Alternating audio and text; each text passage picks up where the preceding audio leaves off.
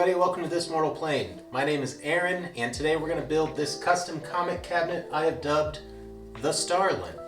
Usually I make this cabinet out of cherry on an ash base, but the customer requested it match his existing furniture, and so today we're going to make it out of red oak on poplar, all stained with black polyurethane.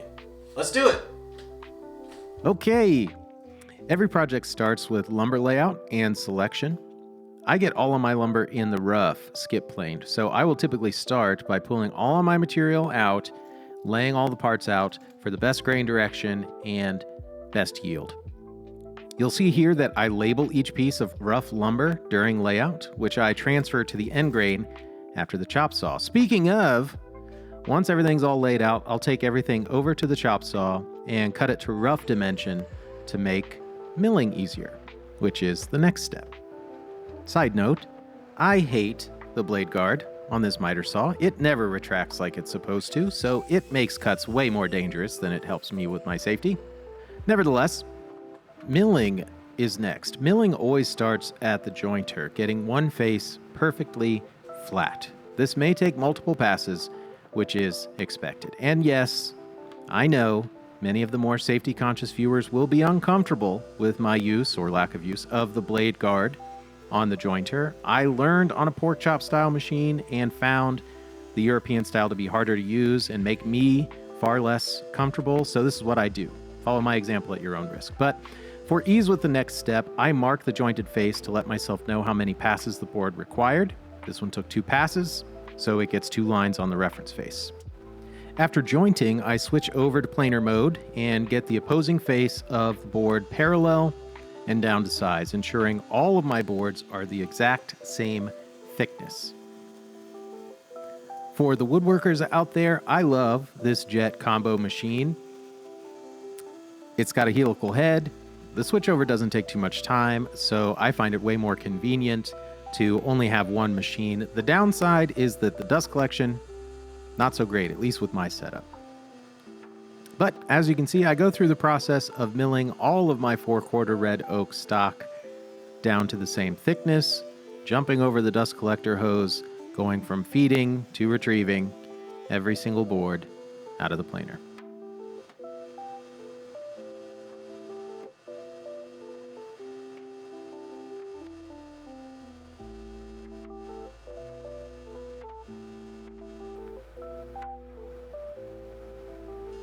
Okay, once done with planing, I'll then take the boards back to the jointer to joint an edge, ensuring I have a perfect 90-degree edge from which I can reference to cut the boards to final width on the table saw. And if you're watching this video, I mean, how else would you be hearing this? But let me say thanks for checking it out.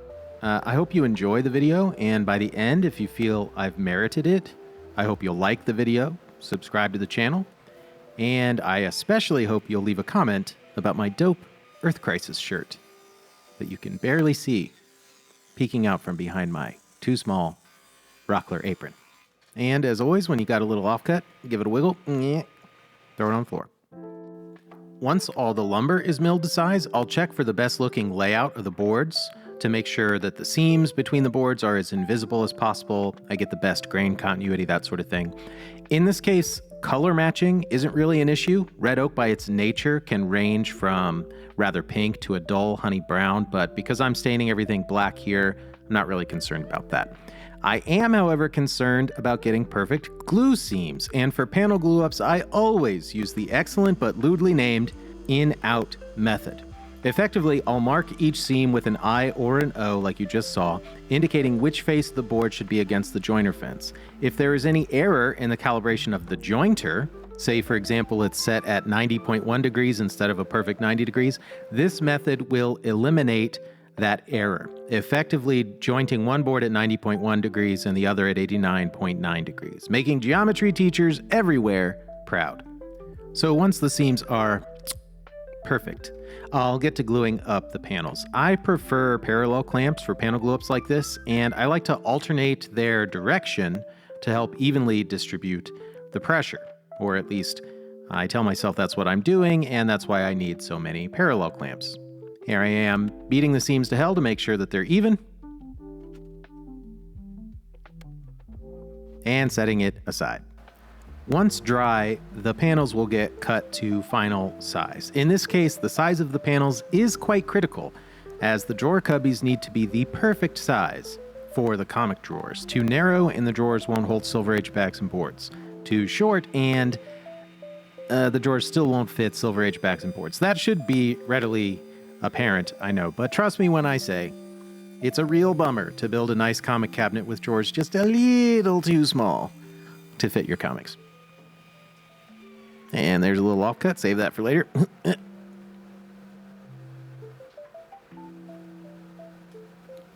So I recently got this Rockler crosscut sled to replace my old shop-made sled, and so far I like it quite a lot. Works pretty well. So, you know, not sponsored or anything, but hell, Rockler, send me some stuff. I'll take it. I'm not too proud. Here you'll see me marking a reference corner so I know what my reference surfaces were when cutting the panels to size. This is an old habit from using an unreliable crosscut sled. See previous comments.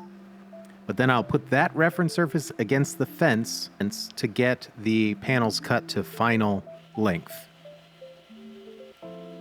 Here's a question for the most astute observers. Did you notice the continuity error between these last three shots? If so, tell me the error down in the comments. And no, I didn't put this in just for engagement. I'm just doing this all by myself, and I'm not stopping mid-cut to switch the camera angle, so some fancy stuff has to happen in the edit. And here we are, the first of many sanding breaks. I will often use dominoes when gluing up panels to help ensure proper alignment, but I don't see a need for them here. So I start by sanding the seams between the boards in the panel glue-ups, what you saw me marking up there. Then I'll hit the entire face of each panel with 120 grit to have a reasonable reference surface.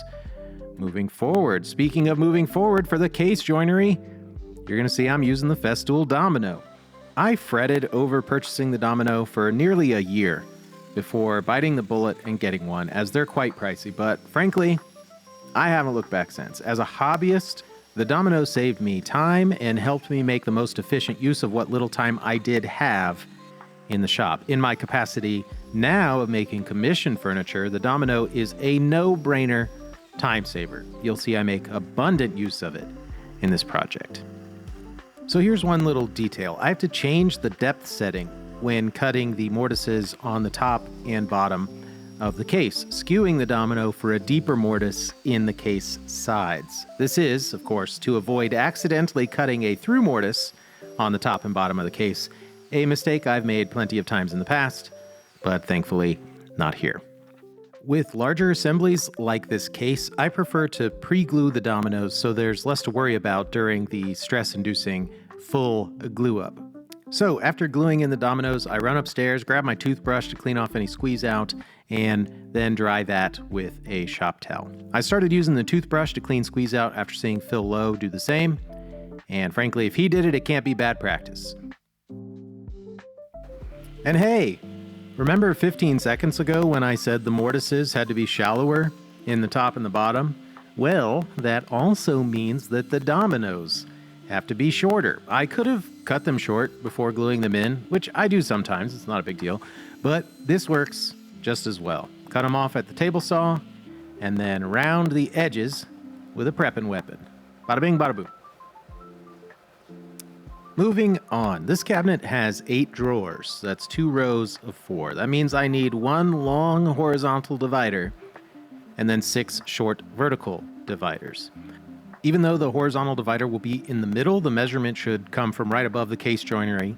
And then, and this is most important, make sure to write that measurement down so you can paranoidly check it 13 times before actually cutting it.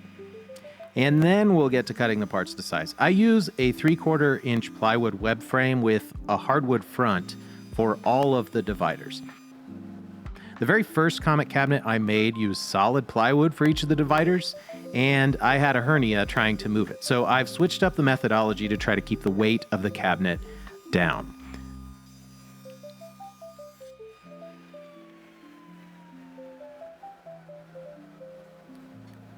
Keen-eyed watchers will note that I put my rip blade in the table saw to make all of these cross cuts in plywood because I like to live dangerously.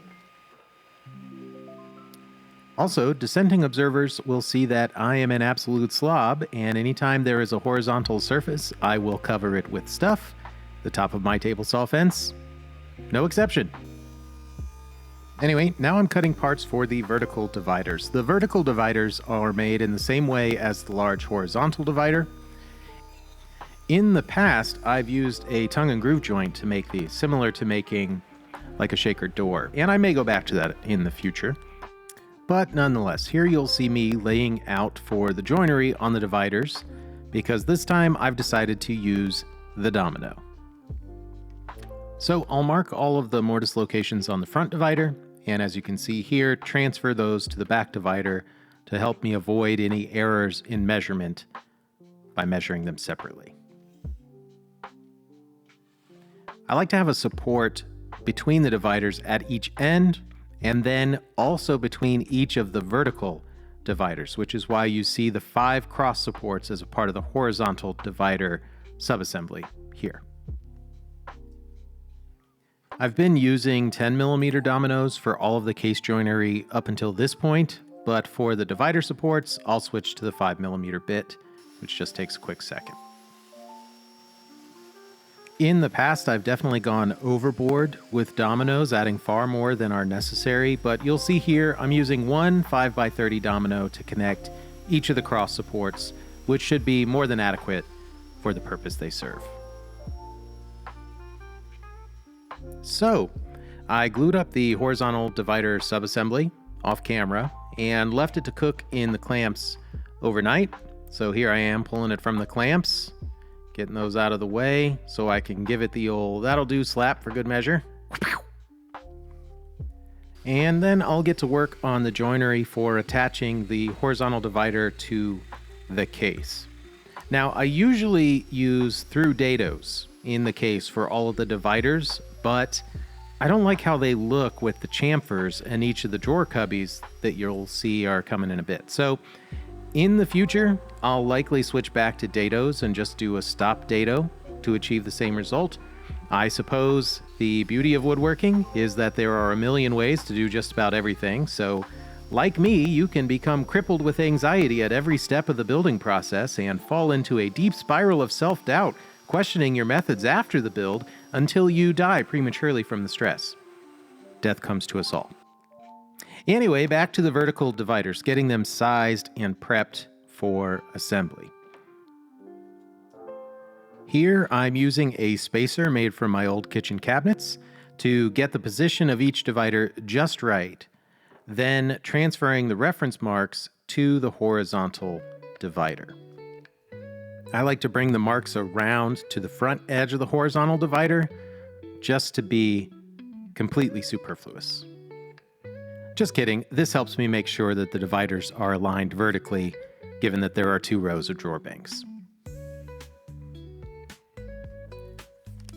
And then it's on to the joinery and assembly of the 6 vertical dividers. Again, I'm going with dominoes here, the same 5mm setup that I used for the horizontal divider. Though a tongue and groove would work great, a traditional mortise and tenon would work if you've got something to prove to yourself and others, or even pocket screws would probably be fine in this application. The reality is that the joinery will be mostly hidden away on the inside of the cabinet, barely visible even when the drawers are open. And any of the aforementioned methods would be strong enough in this use case, so use what you got. And finally gluing the vertical dividers together, which gives me license to use my favorite little tack hammer. And so I'll set that aside and move on to the base.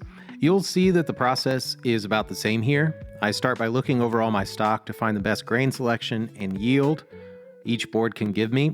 This cabinet used about 40 board feet of 4/4 oak and 30 board feet of 8/4 poplar. And in this case, the only suitable poplar available at the lumber mill was about 16 inches wide, which made this piece quite unwieldy. I persevered though, and as you'll see, I could get 3 pieces across the thickness of the plank. And here I am rough cutting at the chop saw again because time is a flat circle.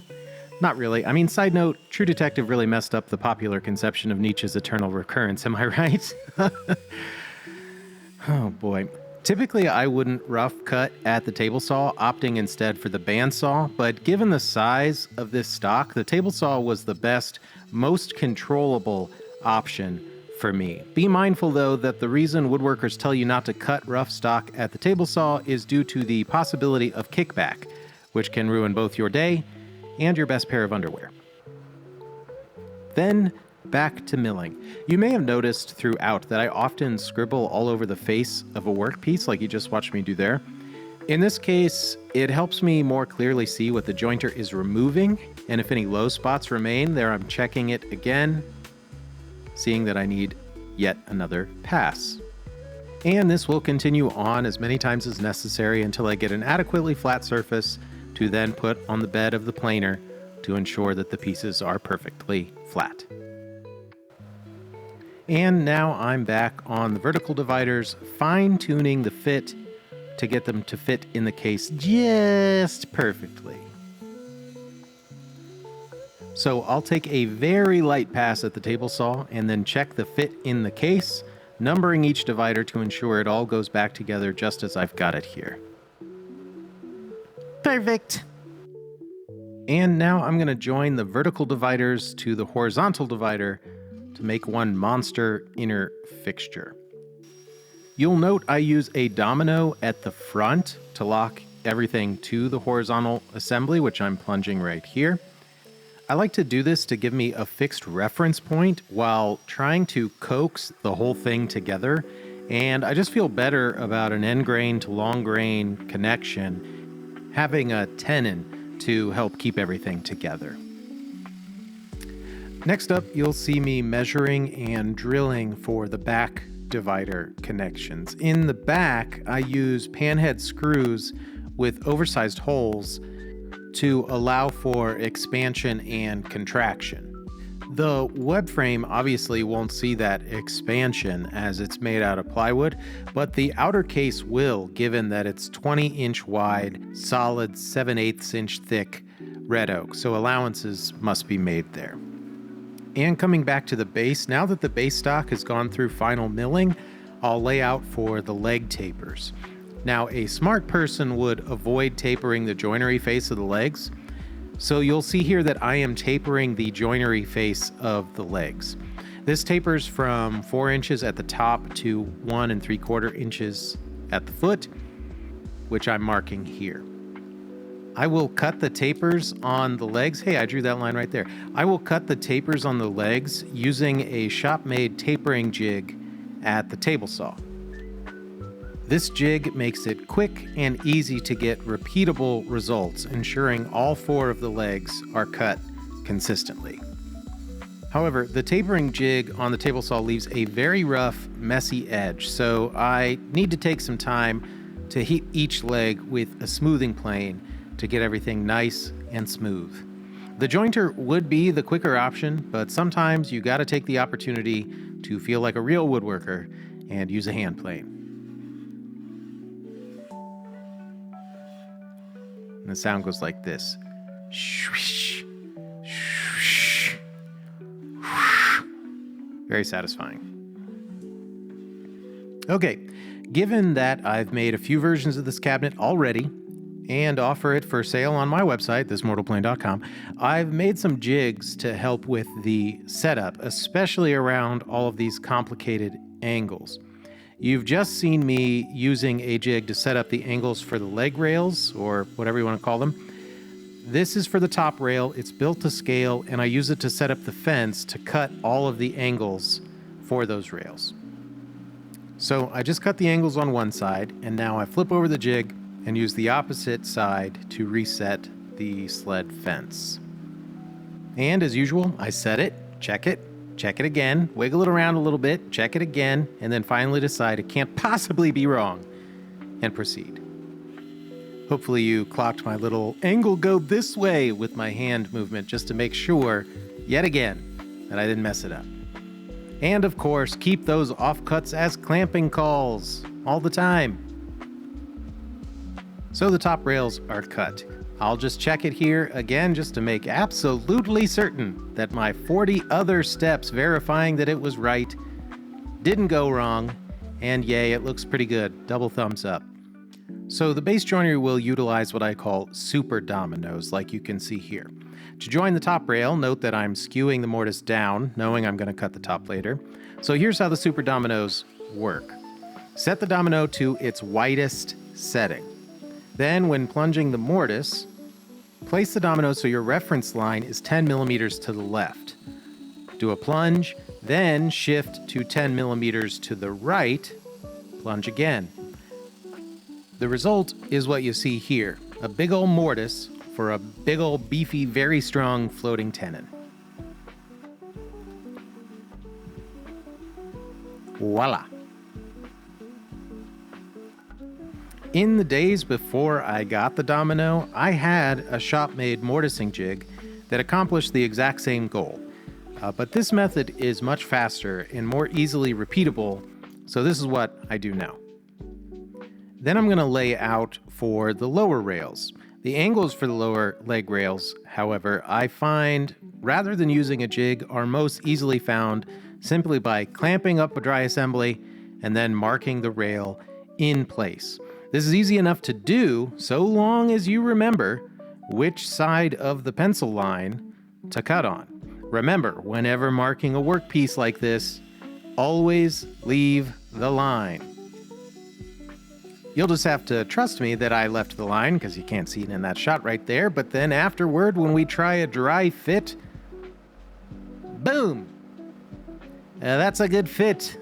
Oh, very nice. I don't know why I keep fondling it, but it's a very good fit. Ooh, rub it. All right, now on to some assembly. Thank you, Norm, for making that a 4-syllable word. This is a subassembly of the legs, which I'll put together and let cook in the clamps overnight. All right, in the morning, I'll work on some details on the legs. First, squaring up the top of the assembly, using the table saw, and then rounding the front edge. So I've made versions of this stand with the bullnose leg that I like quite a lot, but we're staying pretty square on this one. I'll then trim the leg assemblies to their final length, chopping the feet to be perpendicular to the back of the leg and parallel to the top. Nifty! Don't believe me that they're flat and parallel? Look at that. Take it away. Okay, then it's on to the aprons and stretchers. More of the same here, using the domino to make super domino floating tenons, but the layout gets quite tricky. Now, I've had the domino for about 5 years, and I honestly still struggle with face plunges like this, getting everything perfectly placed. The trick I've found, as you've seen me use already, is to use a reference fence to keep the domino from wandering around, and lots of precise, careful layout. I am an idiot by nature, and definitely need assurances that I'm not screwing things up at every turn. So I grab a quick measurement for the stretchers, then say it out loud to myself for some reason, and head to the table saw to cut them all to final width and length. And is that a second really dope Earth Crisis shirt I spy beneath that Rockler apron? Anyway, on to the drawers. First, I'm going to size the drawer box fronts and backs by placing a set of slides and 2 offcuts of plywood in the cubby and grabbing a quick measurement. I'll then rip down the plywood at the table saw. All of the drawers are made from 1/2-inch Baltic birch. And again, there are 8 drawers in total, so there is a lot of repetition in the process of batching out drawers. But I'll get all of those pieces cut to size. I'll bring it back to check the fit. Like a glove. And moving on. Next, I'll cut a groove in all of the drawer parts for the drawer bottom. I will actually eventually just cut off the groove on the drawer backs to allow me to slide the drawer bottoms in, but let's not get bogged down in pedantry. I cut the groove using a flat tooth grind blade in the table saw for a nice flat groove. And check out that fit. Bob's your uncle. For most applications, I will simply use glue and pocket screws for drawers, as I found them to be pretty easy to build and sufficiently strong, though in the past I've also used Matt Kinney's one table saw setup drawer construction method, and even box joints for drawers with cabinets like this. Anyway, pocket screws are perfectly fine here and are reasonably fast, especially at 900 times speed. Zoom! I'll then wrestle an entire 4x8 sheet of 1/4-inch plywood to the table saw to cut the drawer bottoms before moving on to sanding the interior of the drawers. I'll take those up to 220 grit before glue up because those inside corners are pretty hard to get to afterward. And then I'll get to gluing up each of the drawers. This is actually a pretty annoying process, trying to finagle all of the clamps and everything in order to still have room for the driver to drive in the pocket screws, but we persevere. And then once all of the screws have been driven, I will slide in the 1/4-inch bottom, flip it around, and then add just a little bit of glue into the front groove to lock the drawer front in place there. I'll check it for square by measuring corner to corner. And then once I'm satisfied with that, I'll tack it in place with brads. Then I'll do the exact same thing 7 more times. After inspecting, of course, to make sure I didn't just shoot that brad nail into the inside of the drawer. Once dry, I'll sand everything flush, paying special attention to that top joint. Then I'll take each of the drawers over to the router table to round over all of the edges. And again, there is a lot of repetition in this project. Next, I will spend a ridiculous amount of time hand sanding to fine-tune the roundovers on all of the drawer boxes. The router bit can't get to those inside corners, so I have to do that by hand, blending the roundover to be nice to the touch.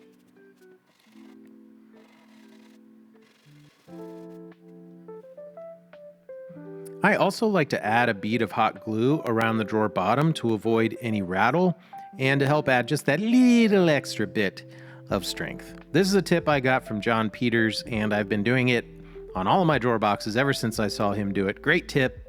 Thanks so much, John. Now more assembly. I've put off gluing up the case as long as possible, so it's now or never. I use epoxy for the case glue up here to give myself plenty of open time.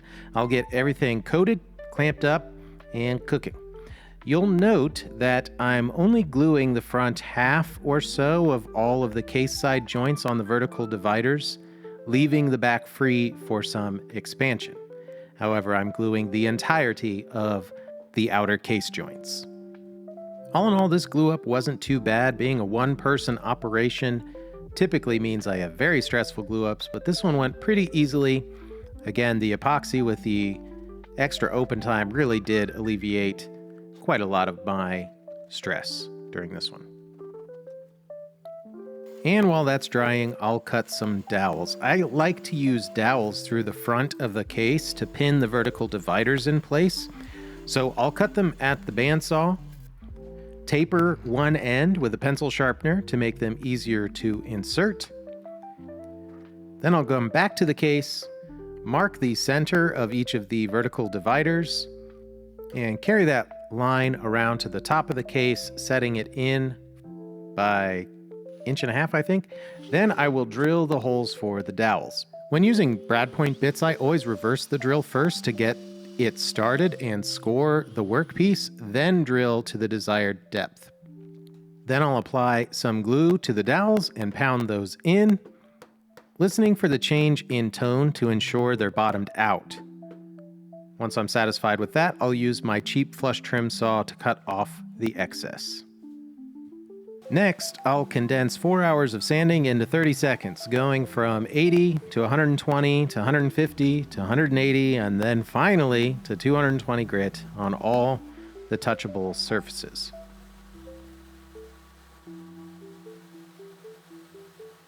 You may note that I've also already pre-finished the interior of the case.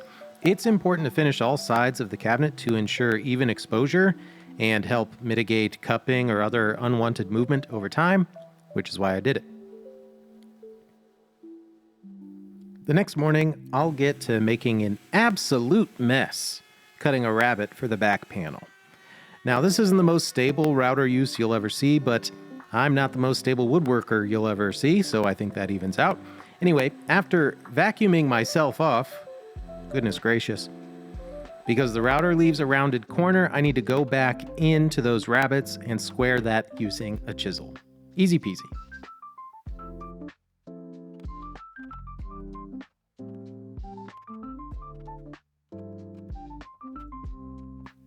Very nice. Next, I'll cut the 1/4-inch plywood back to size and fit it to the case before turning my attention to the front. I'm using a palm router to cut chamfers around the inside of every drawer cubby. Side note, is it chamfer or chamfer? Is it like chaps versus shaps? I've been told by fake cowboys that only real cowboys say shaps. So does the same thing apply to woodworking? I don't know. Anyway, the router can't get into the corners, so I'll need to make those nice and crispy using a chisel. Ooh. Next, I'll turn my attention to the drawer fronts. Here, you're watching me cut the drawer fronts to the correct length, and then cutting them all a 1/4 inch too narrow, because I can't read a tape measure. Good news is I caught my error and only had to remake the top drawer fronts. But nonetheless, once that was done, I'll add the chimp chormps, or whatever they're called, chamfers, and ease all of the edges.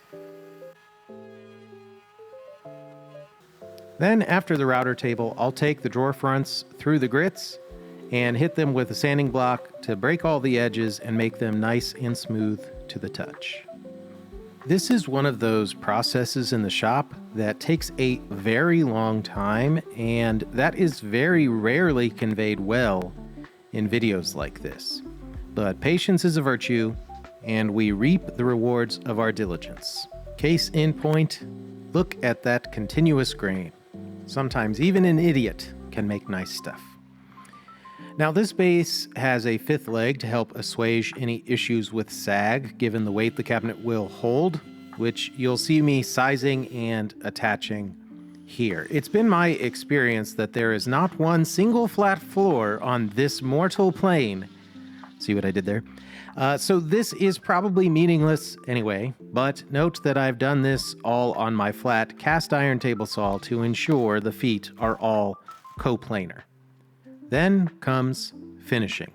I really hate this finish, as it's difficult to use, and as a film finish it's susceptible to dust nibs, but we persevere. I'm obviously brushing a coat here, but what you didn't see is me set up a kill room in the basement for a week with plastic sheets hanging from the joists so I could spray another 4 coats using my HVLP. I couldn't figure out how to film that though, so hopefully that description was riveting enough.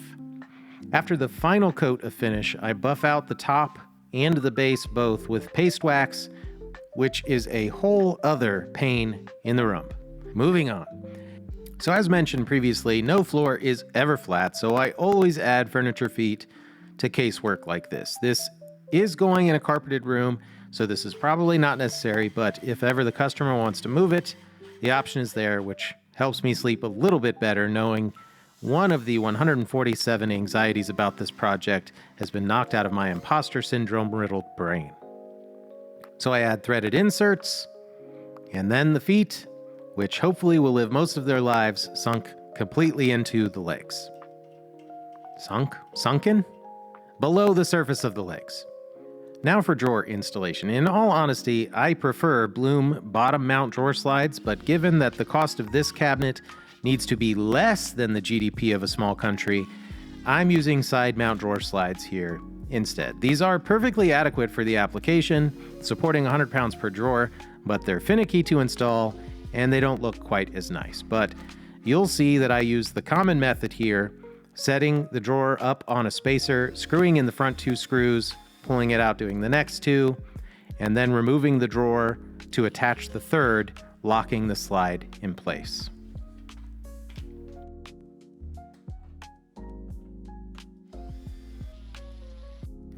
These slides are always a little bit difficult to push back in the first time, but once you get past that first push, should go nice and easy.